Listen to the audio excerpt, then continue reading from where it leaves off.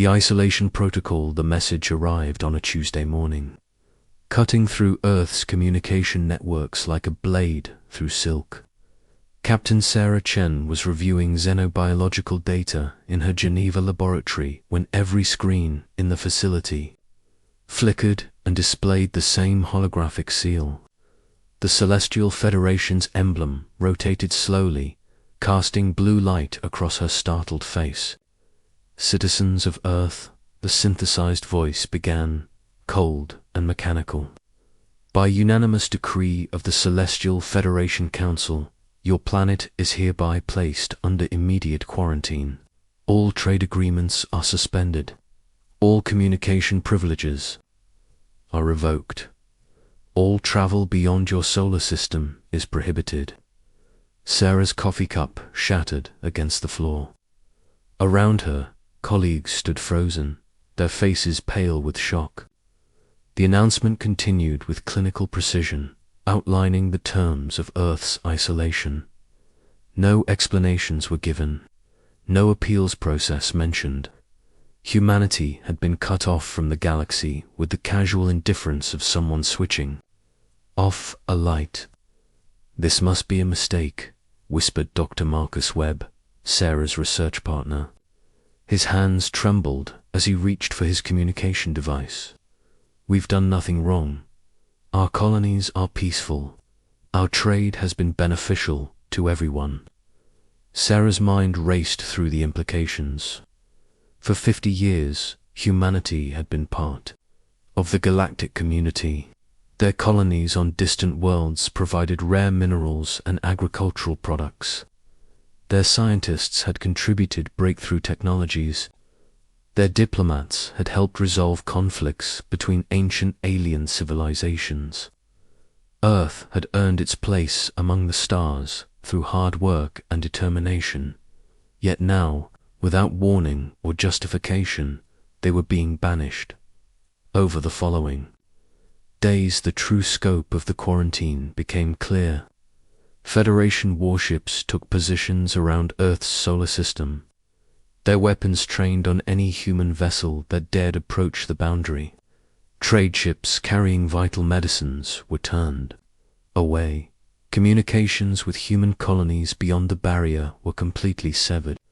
Families were separated, businesses collapsed, and panic began to spread through Earth's population. Sarah threw herself into research, desperate to understand why this was happening. She analyzed every interaction between humans and aliens, searching for clues. Late one night, hunched over her computer in the empty laboratory, she found it. Hidden in the classified files of the Federation's xenobiological database was a single document, marked with the highest security clearance. Sarah's hands shook as she read the contents. The report detailed something called the convergence factor, a unique genetic trait found only in humans that allowed them to adapt and integrate alien technologies at an unprecedented rate. The document revealed that human colonists had been unconsciously improving every system they encountered.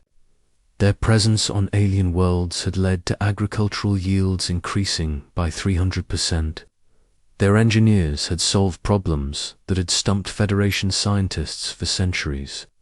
Their diplomats had ended conflicts that had raged for millennia, not through superior negotiation skills, but through an innate ability to understand and connect with alien psychology. Humanity wasn't being quarantined because they were dangerous. They were being isolated because they were too successful. Sarah immediately contacted Admiral Viktor Petrov, the head of Earth's Defense Command. The old soldier's weathered face grew grim as she explained her discovery. "So they see us as a threat to their established order," he said, his voice heavy with understanding. "They can't allow us to continue making their civilizations obsolete." "That's exactly right," Sarah confirmed. "But Victor, there's more. The document suggests that planning something called final containment, I think they mean to ensure we never leave this solar system again." The Admiral's eyes hardened. "Then we need to be ready for war." What followed was the most secretive mobilization in human history. Under the cover of normal planetary operations, Admiral Petrov activated protocols that had been developed in absolute secrecy for decades. Earth's brightest minds had been working on contingency plans for exactly this scenario. Hidden facilities on the dark side of the moon hummed with activity. Asteroid mining operations that had seemed purely commercial revealed their true purpose as weapons. Manufacturing centers, Dr. Marcus Webb led a team of engineers in developing what they called the Equalizer, a weapon system that could turn an alien ship's own technology against it, using humanity's unique ability to adapt and improve alien systems. They created devices that could infiltrate and override Federation technology within minutes. Meanwhile, Sarah worked with teams of psychologists and anthropologists to develop tactical advantages based on human understanding of alien behavior. They created psychological profiles of every major Federation species, identifying weaknesses and trigger points that could be exploited in combat situations. The work was dangerous and exhausting. Teams worked around the clock, knowing that at any moment the Federation might decide to move from quarantine to extermination. Every day brought new challenges, but also new breakthroughs. Humanity's gift for adaptation and innovation had never been more crucial. 6 months after the quarantine began, Federation forces started moving closer to Earth. Long-range sensors detected massive fleet movements, and intelligence reports suggested that final containment was about to begin. The aliens had decided that even quarantine wasn't enough. They wanted humanity eliminated entirely. Admiral Petrov stood in the command center of the secret lunar base, watching the displays that showed Federation ships massing at the edge of the solar system. His staff officers waited for orders, their faces tense with anticipation. "They think they know what we're capable of," the Admiral said quietly. "They think they've measured our limits and found us wanting. They're about to learn that humans don't have limits. We have something better." He turned to face his assembled officers. "Ladies and gentlemen, we're about to show the galaxy what happens when you try to cage a species that was born to reach for the stars. We're going to remind them why humanity survived ice ages, plagues, and world wars. We're going to show them the god of war that lives in every human heart." Sarah stood beside him, her scientific mind still marveling at what they had accomplished. In 6 months, working under impossible conditions, humanity had developed weapons and strategies that could challenge a galactic federation. It shouldn't have been possible, but it was happening because humans refused to accept defeat. As the first Federation ships crossed into the solar system, Earth's hidden defenses came online. The real war was about to begin, and humanity was no longer the helpless victim of an alien quarantine. They had become something far more dangerous, a species with nothing left to lose, and everything to prove. The Admiral's final words echoed through the command center. They wanted to keep us from the stars. Instead, they've given us a reason to take them all. The god of war awakens. The first Federation ship to cross the boundary around Neptune exploded in a brilliant flash of light. Then the second, then the third. Within minutes, an entire squadron of alien vessels had been reduced to debris, their crews never knowing what hit them. Commander Elena Baskas watched the tactical display from the bridge of the hidden battleship Prometheus, humanity's first Titan-class vessel. The ship was a marvel of human engineering, built using reverse-engineered alien technology that had been improved beyond recognition. Where Federation ships relied on brute force and overwhelming numbers, the Prometheus was designed for precision, speed, and adaptability. Target acquisition confirmed, reported Lieutenant Commander Jackson, the ship's tactical officer. The equalizer systems are working perfectly. We're turning their own shields against them. Alina nodded grimly. The equalizer weapons that Dr. Webb had developed were proving devastatingly effective. When a Federation ship activated its shields, the human weapons would infiltrate the shield generators and cause them to implode. The aliens' own defenses were becoming their weakness. "Sir, we're receiving a transmission from the Federation fleet," the communications officer announced. "They're demanding to know who's attacking them." Elena's lips curled into a cold smile. "Tell them they're about to meet Earth's answer to their quarantine. Tell them humanity has come to collect what's ours." The Federation had made a critical error in their assessment of human capabilities.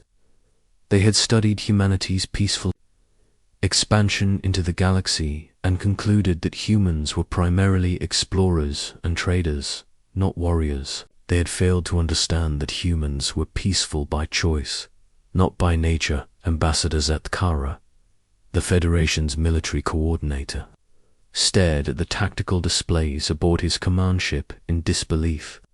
His species had conquered dozens of worlds and integrated hundreds of civilizations into the Federation. They had never encountered resistance like this. How are they doing this? He demanded of his tactical staff. These are primitive beings who have only been in space for 50 years. Our technology is centuries ahead of theirs. His chief scientist, a crystalline being named Vorthok, studied the data with growing alarm. "Sir, they're not just using our technology, they're improving it in real time. Every system they encounter is being modified and enhanced. It's as if they understand our science better than we do." This was exactly what Sarah Chen had discovered in her research. Humanity's convergence factor allowed them to instinctively understand and improve any technology they encountered. What had taken Federation scientists centuries to develop, human engineers could enhance in hours. The battle spread throughout the solar system as more Federation ships arrived. Each wave of attackers was met by increasingly sophisticated human defenses. The hidden shipyards on the dark side of the moon launched squadron after squadron of human vessels, each one incorporating lessons learned from the previous engagement. Admiral Petrov coordinated the defense from his lunar command center, his strategic mind processing information from hundreds of sources simultaneously. "Alina, take your task force to intercept the ships approaching Mars. Marcus, I need you to deploy the new nanite swarms against their command vessels. Sarah, what's the psychological profile on their current commander?" Sarah consulted her files. "Ambassador Zetkara. He's a Caltharian, which means he values honor and direct confrontation. He'll view our hit-and-run tactics as cowardly. We can use that against him." "Good. Send him a message. Tell him that if he wants to face us honorably, he should come to Earth and fight us properly. Make it sound like a challenge to his warrior culture." The psychological warfare was as important as the technological advantage. Humans had spent 50 years learning to understand alien psychology, and now they were using that knowledge as a weapon. Each species in the Federation had cultural weaknesses that could be exploited, and humanity had mapped them all. Commander Vasquez's task force engaged the Mars squadron with devastating results. The human ships moved like wolves, coordinating their attacks with a precision that the Federation forces couldn't match. While alien commanders struggled to maintain communication between their vessels, human pilots seemed to anticipate each Others moves instinctively. It's like they're reading our minds, muttered a Federation pilot, as his ship's weapons were turned against his own allies by human infiltration systems. The truth was simpler and more terrifying. Humans were natural pack hunters who had evolved to work together in small groups. In space combat, this translated to tactical coordination that no other species could match. While Federation ships fought as individuals, human vessels fought as a unified organism.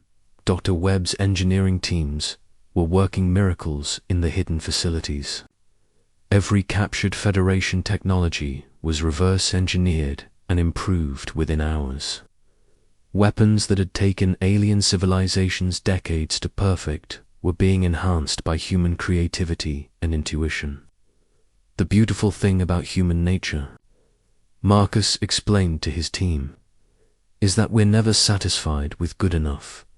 We always want to make things better, faster, stronger. That's what they never understood about us. The tide of battle turned decisively when Commander Vasquez's fleet reached the outer system. The Federation forces, expecting to face a desperate last stand, instead encountered a wall of human innovation and determination. Ships that should have been outgunned and outnumbered were cutting through Federation squadrons like sharks through a school of fish. Ambassador Zeth-Kara realized too late that his force was being destroyed.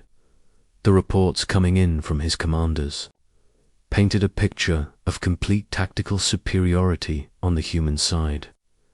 Not only were the humans better equipped than expected, but they were fighting with a coordination and ferocity that none of the Federation species could match. "Sir, we need to withdraw," his tactical officer advised. "We're losing ships faster than we can replace them." But Zeth-Kara's warrior pride wouldn't allow retreat. "Send a message to the Federation Council. Tell them we need reinforcements. Tell them to send everything they have." Sarah intercepted the message and smiled grimly. "He's doing exactly what we predicted. His pride won't let him admit defeat." Admiral Petrov nodded. "Then we'll give him the honorable battle he wants. Alina, prepare for the final engagement. It's time to show them what the god of war really looks like." The climactic battle took place in the asteroid belt, where the Federation had massed their remaining forces for a final assault on Earth. Commander Vasquez led a fleet of modified human ships, each one a testament to humanity's ability to adapt and overcome. The engagement lasted 18 hours. When it ended, the Federation fleet had been completely destroyed, and humanity had claimed its place as the dominant force in the solar system. The quarantine was over, but not in the way the Federation had intended. In the aftermath, as rescue, ships collected survivors and prisoners. Ambassador Zeth-Kara was brought before Admiral Petrov. The alien commander's crystalline features were dim with defeat and confusion. "How?" he asked simply. "How did you do this? You're a young species. You should have been helpless." Admiral Petrov studied the defeated commander with something approaching sympathy. "That's what you never understood about us. Humans don't fight because we're strong. We fight because we refuse to be weak.